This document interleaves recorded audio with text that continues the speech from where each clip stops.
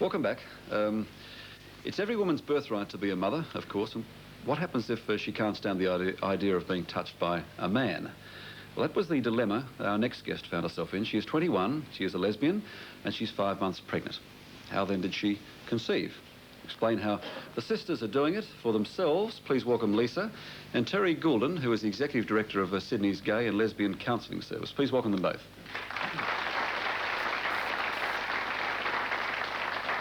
Thank you for your time. Lisa, obviously you don't, that's not your real name and you don't want us to reveal your identity. Why are you concerned?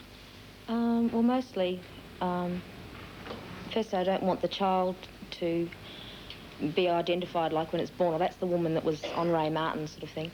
And also because most of my family are ashamed of me and of what I'm doing. So I'm trying... most of your family. What about your mum? She's not overly happy, no. My father's okay. But basically I didn't want to hurt them any more than I had to. No, all right. Well, we appreciate you talking to us all. Terry, as a gay and lesbian counsellor, which I guess, is that your main job? That's my main job, yes. Do you deal with a lot of lesbian mothers? Oh, not a lot, but yeah, there are some. And I think it's on the increase too at the moment that women, lesbians particularly, want to have children. After all, one's sexual orientation has got nothing to do with the fact whether you want a child or not.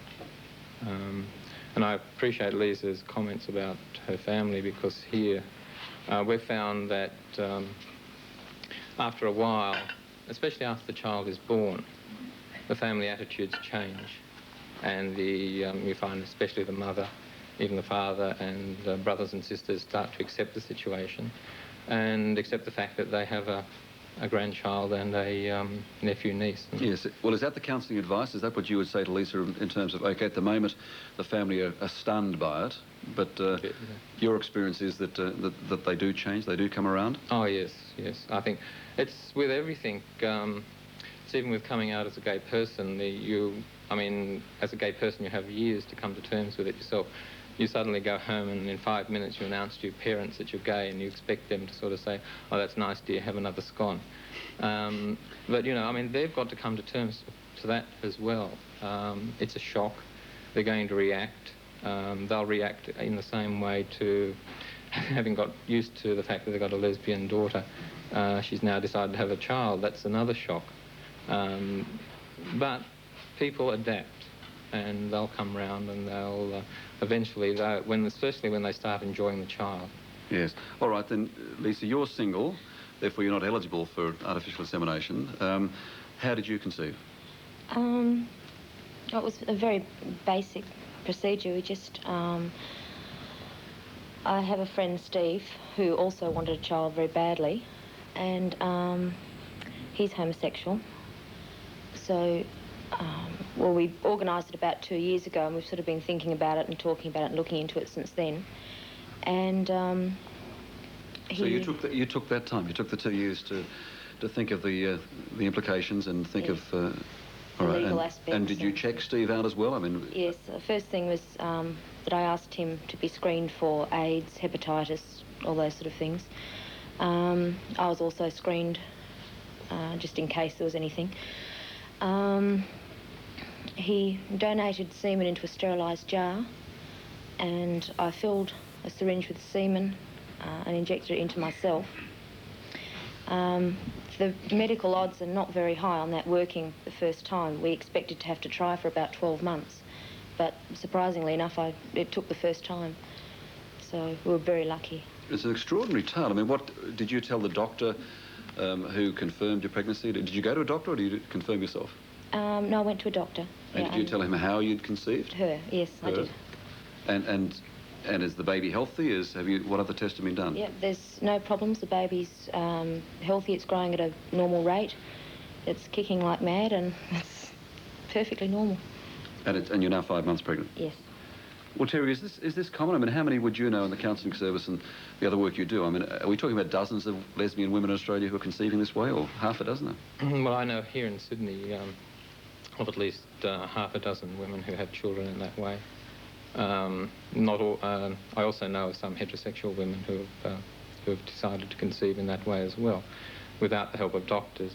I think it's a myth that you need the medical intervention in this process. I mean, you don't need it normally. So under these circumstances, you can have it, you can do it yourself.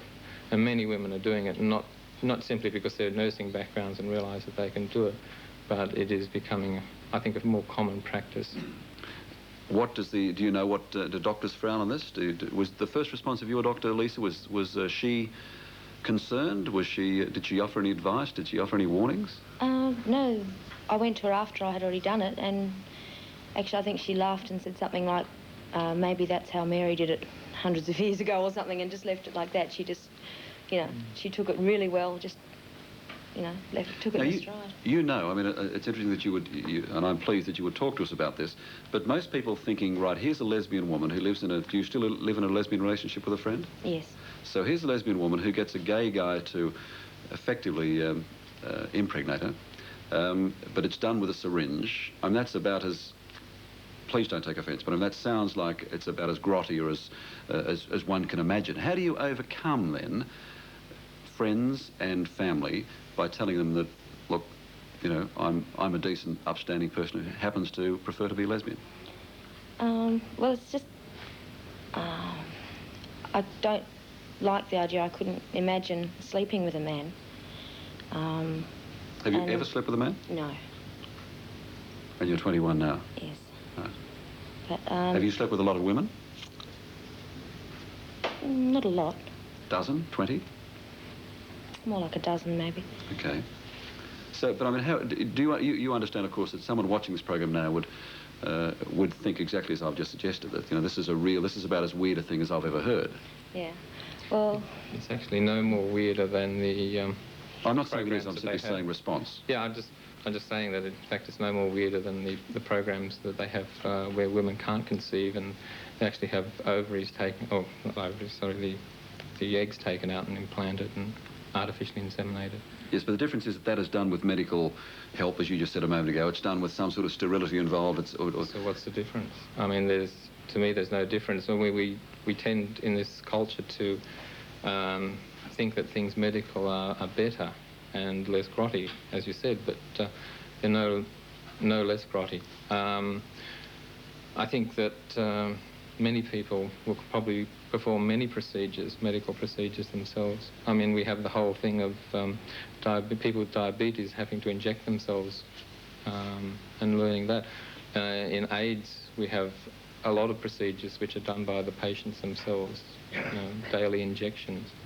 I really think that we have to sort of get over the concept that just because the procedure is not done by a medical personnel, that there's something wrong with it. Well, what about you, Terry? Would you, if a lesbian friend of yours said, look, I'd like a child, will you help me out? You're an intelligent man, can you provide semen? Would you agree to that?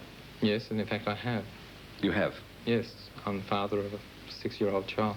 Conceived the same way that as Lisa? Conceived in exactly the same way. A boy or a girl? A boy. It's one of the things with artificial insemination is that there is a tendency for the child to be a boy. I don't know what the medical explanation of that is, but it happens most of the time. And you say you know 6 other women who've conceived the same way in Sydney alone.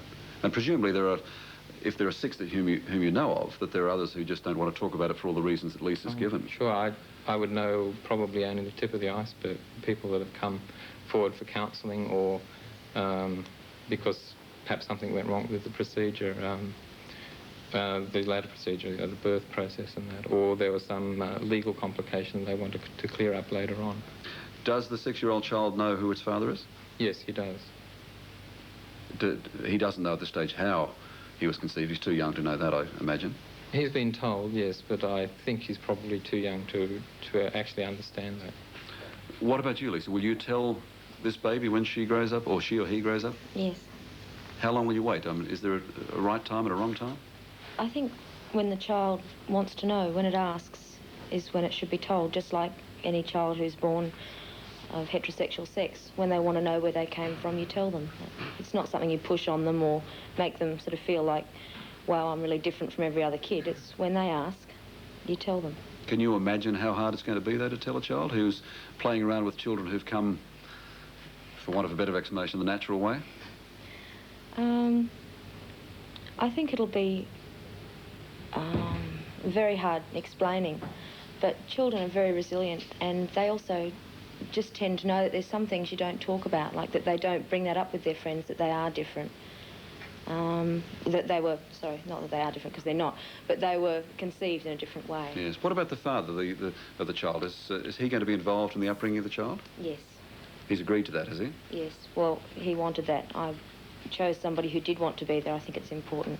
But he won't live with you. You'll stay in a lesbian relationship and he'll stay in his homosexual relationship. That's right. What do you think the impact on the child would be, then, a child brought up in a home like that? They usually tend, I think, to be very happy, contented children. They're very loved. They're not just loved by mum and dad, but by mum and mum's lover and dad's lover, and they've just got a bigger